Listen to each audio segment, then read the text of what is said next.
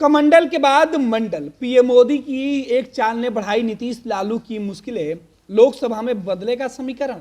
देश में होने वाले लोकसभा चुनाव के पहले जिस तरीके से फैसले लिए जा रहे हैं केंद्र सरकार के द्वारा, वो फैसले दूरगामी हो सकते हैं। चुनाव को लेकर देश की तमाम छोटी बड़ी राजनीतिक दल अपनी तैयारियों में जुटी हुई हैं, लेकिन इस बीच जो सबसे बड़ा सवाल उठ रहा है वो यह है कि क्या भाजपा में एक बार फिर से मंडल कमंडल की राजनीति पर ध्यान दे रही है, क्योंकि हाल ही में ऐसा वाकया देखने को मिला जिसके बाद यह कहा जाना बेहद ही तार्किक लग रहा है कि भाजपा मंडल कमंडल की ओर वापस लौट रही है। दरअसल एक दिन पहले पीएम नरेंद्र मोदी ने अयोध्या में राम मंदिर में प्राण प्रतिष्ठा करके हिंदू राजनीति से सर्व समाज को मैसेज दिया। उसके अगले ही दिन मंगलवार को मोदी सरकार ने बिहार के पूर्व मुख्यमंत्री कर्पूरी ठाकुर को मरणोपरांत भारत रत्न देने का ऐलान कर दिया। अब माना जा रहा है कि पीएम मोदी के इस कदम से विपक्ष के साथ साथ नीतीश और लालू दोनों खेमे में खलबली मची हुई है। अभी तक पिछड़ा वोटरों पर अपना दबदबा रखने वाले लालू और नीतीश को पीएम मोदी के इस फैसले से बड़ा झटका लग सकता है। जहां जातिगत गणना के बाद नीतीश कुमार ने पिछड़े समाज की अगुवाई का झंडा बुलंद करने की शुरुआत की थी और राजद भी इसमें कदम से कदम मिला रही थी। अब ऐसे में इस फैसले से कहीं ना कहीं इस वोट बैंक पर एक बड़ा असर पड़ते हुए दिखाई पड़ रहा है। सोमवार को प्रधानमंत्री नरेंद्र मोदी ने अयोध्या में राम मंदिर की प्राण प्रतिष्ठा की। इसके बाद पूरे देश में जिस तरह का माहौल मिला, उससे यह साफ है कि 2024 लोकसभा चुनाव से पहले पीएम मोदी ने एक बड़ा दांव चला है। एक तरफ मंदिर में जिस तरह मंगलवार को रामलला के दर्शन के लिए देश भर के लोग कोने कोने से पहुंचे थे, भीड़ का आलम यह था कि पीएम मोदी ने देश के लोगों को नब्ज पकड़ ली है। राम मंदिर के दम पर हिंदू जनमानस के साथ साथ आम भारतीयों को भी अब अपने पक्ष में करने वाले यह अहम कदम बताया जा रहा है। खुद विपक्ष के नेता इस बात के लिए प्रधानमंत्री नरेंद्र मोदी को कोस चुके हैं। वहीं प्राण प्रतिष्ठा के अगले ही दिन मोदी सरकार ने एक और बड़ा दांव खेला।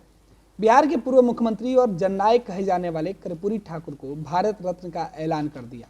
इसके लिए बड़ा दांव कहा जा रहा है, क्योंकि इससे नीतीश और लालू दोनों की राजनीति और रणनीति खतरे में दिख रही है। इसकी वजह यह है कि बिहार में जाति आधारित गणना के बाद महागठबंधन पिछड़ों की अगुवा बन रही थी। नीतीश कुमार और लालू यादव सियासत भी इसी वोट बैंक के आधार पर करते हैं।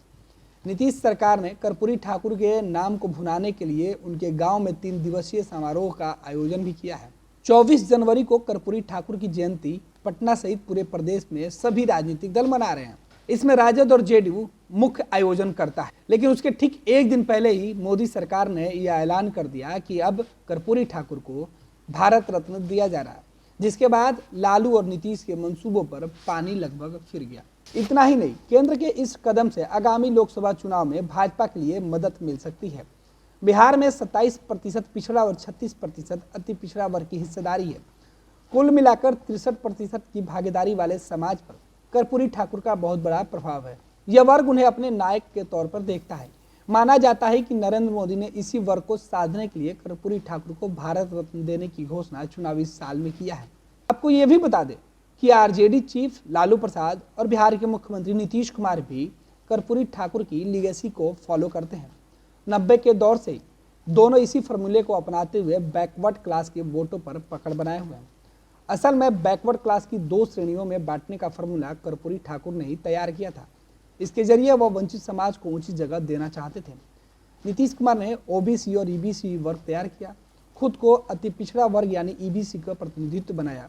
उधर लालू बैकवर्ड क्लास को लेकर चल रहे थे। पनोरमा ग्रुप, जो सोचता है वो करता है।